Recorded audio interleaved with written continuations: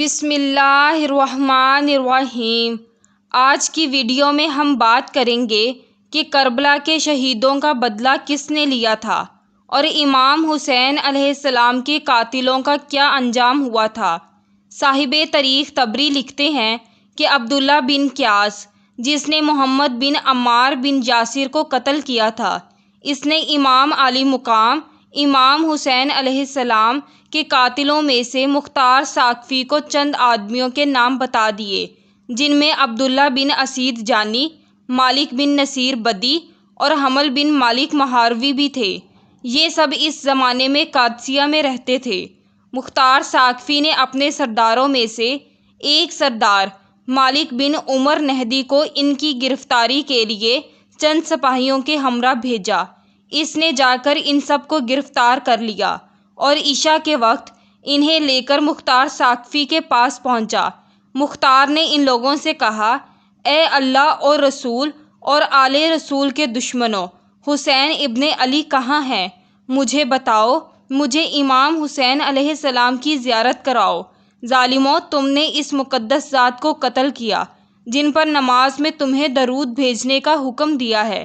انہوں نے کہا، اللہ آپ پر رحم کرے، ہمیں ان کے مقابلے میں زبردستی بھیجا گیا تھا، ہم جانے کے لیے تیار نہیں تھے، آپ ہم پر احسان کریں، ہمیں چھوڑ دیں۔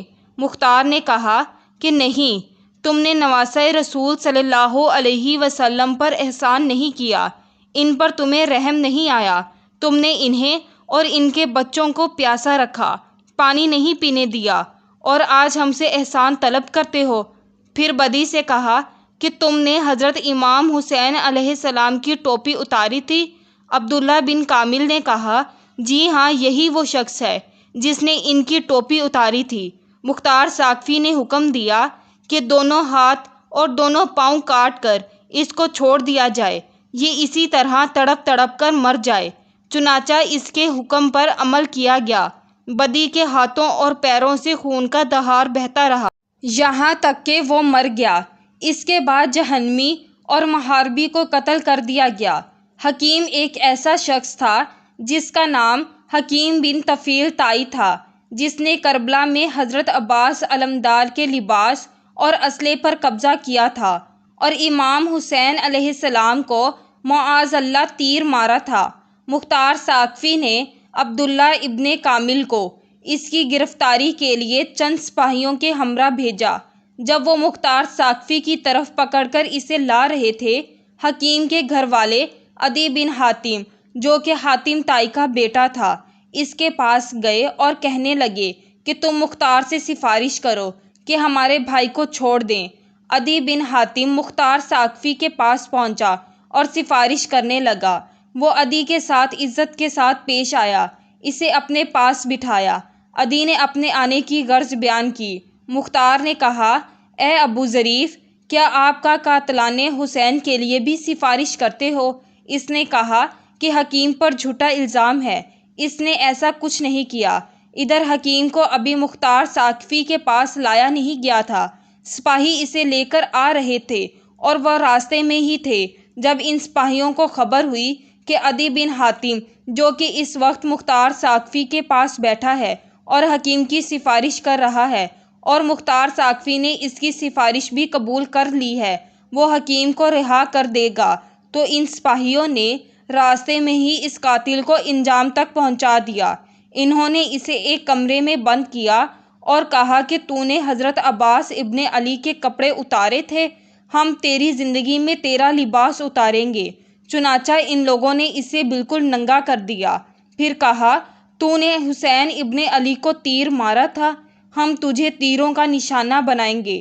یہ کہہ کر انہوں نے اسے تیروں سے مار مار کر ہلاک کر دیا، اسے نشان عبرت بنا دیا۔ ناظرین، ایک شخص جس کا نام زید بن رکاب تھا، اس بدبخت نے حضرت عبداللہ بن مسلم بن عقیل کو تیر مارا تھا جو ان کی پیشانی میں لگا تھا۔ انہوں نے پیشانی کو بچانے کے لیے اس پر اپنا ہاتھ رکھ لیا تھا، مگر تیر ایسا لگا کہ ہاتھ بھی پیشانی کے ساتھ زخمی ہو گیا تھا، اور جب کوشش کے باوجود ان کا ہاتھ پیشانی سے جدا نہ ہو سکا تو انہوں نے بارگاہ الہی میں دعا کی، یا رب العالمین، ہمارے دشمنوں نے جیسے ہمیں ذلیل کیا ہے تو بھی ان کو ایسے ہی ذلیل کر، اور جس طرح انہوں نے ہمیں قتل کیا ہے تو بھی ان کو اس طرح ہی قتل کر۔ اور پھر آخر میں زید بن رکاب نے عبداللہ بن مسلم بن عقیل کے پیٹ میں ایک تیر مارا تھا جس سے وہ شہید ہو گئے تھے۔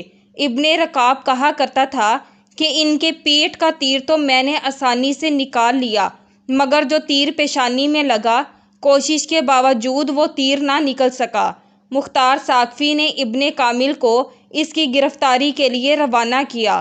ابن کامل سپاہیوں کے ساتھ پہنچ کر اس پر ٹوٹ پڑا۔ وہ بھی بہادر آدمی تھا، تلوار لے کر اس کا مقابلہ کیا۔ ابن کامل نے اپنے سپاہیوں سے کہا کہ اسے نیزہ اور تیروں سے ہلاک نہ کرو بلکہ تیر اور پتھر مارو۔ سپاہیوں نے اس قدر تیر اور پتھر مارے کہ وہ گر گیا۔ ابن کامل نے کہا کہ دیکھو، اگر جان باقی ہو تو اسے باہر لاؤ۔ دیکھا تو اس کی جان ابھی باقی تھی، اسے باہر نکالا گیا۔ ابن کامل نے آگ منگوا کر اسے زندہ جلا دیا۔ عبید اللہ ابن زیاد وہ نام نہاد انسان تھا جو یزید کی طرف سے کوفے کا گورنر مقرر کیا گیا تھا۔ اسی بدبخت کے حکم پر امام علی مقام، امام حسین علیہ السلام اور آپ کے اہل بیت کو تمام اذیتیں پہنچائی گئیں۔ یہی ابن زیاد موصل میں 30,000 فوج کے ساتھ اترا اور مختار ثاقفی نے اس کا مقابلہ کیا۔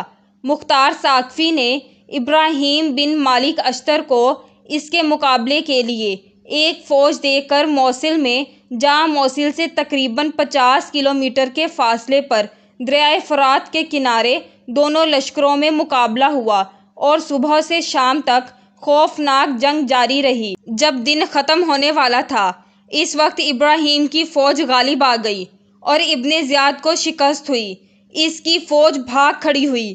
ابراہیم نے حکم دیا کہ مخالف فوج میں جو بھی ہاتھ آئے اس کو زندہ نہ چھوڑا جائے، چنانچہ بہت سے لوگوں کو ہلاک کیا گیا۔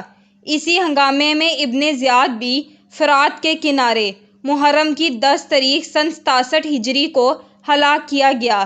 اس کا سر کاٹ کر ابراہیم کے پاس بھیجا گیا۔ ابراہیم نے مختار کے پاس کوفہ بھجوایا۔ مختار نے دارالامرات کوفے کو آراستہ کیا اور ابن زیاد کا سر ناپاک اسی جگہ پر رکھوایا جس جگہ اس مغرور حکومت اور اس مغرور شخص نے امام حسین علیہ السلام کا سر رکھا تھا۔ 6 سال ہوئے ہیں، وہی تاریخ ہے، وہی جنگ ہے۔ خداوند عالم نے اس مغرور فرعون کو ایسی ذلت اور رسوائی کے ساتھ ہلاک کیا۔ اسی کوفہ اور اسی دارالامرات میں اس بے دین کے قتل اور ہلاکت پر جشن منایا گیا۔ امام حسین علیہ السلام کے قاتلوں پر طرح طرح کے عذاب نازل ہوئے۔ جو لوگ حضرت امام حسین علیہ السلام کے مقابلے میں کربلا گئے تھے اور ان کے قتل میں شریک ہوئے تھے، ان میں سے تقریباً 6,000 کوفی مختار ثاقفی کے ہاتھوں ہلاک ہوئے اور دوسرے لوگ طرح طرح کے عذاب میں مبتلا ہوئے۔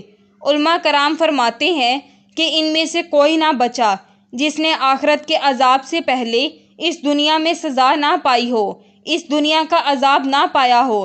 ان میں سے کچھ تو بری طرح قتل کیے گئے، کچھ اندھے اور کوڑی ہوئے اور کچھ لوگ سخت قسم کی آفتوں میں مبتلا ہو کر ہلاک ہوئے۔ امید کرتے ہیں کہ آپ کو ہماری آج کی تاریخی اور اسلامی ویڈیو ضرور پسند آئی ہوگی۔ ویڈیو کو لائک کیجیے اور ہمارے چینل کو سبسکرائب کر لیجیے تاکہ ہماری آنے والی ویڈیوز آپ تک بر وقت پہنچتی رہیں۔ شکریہ۔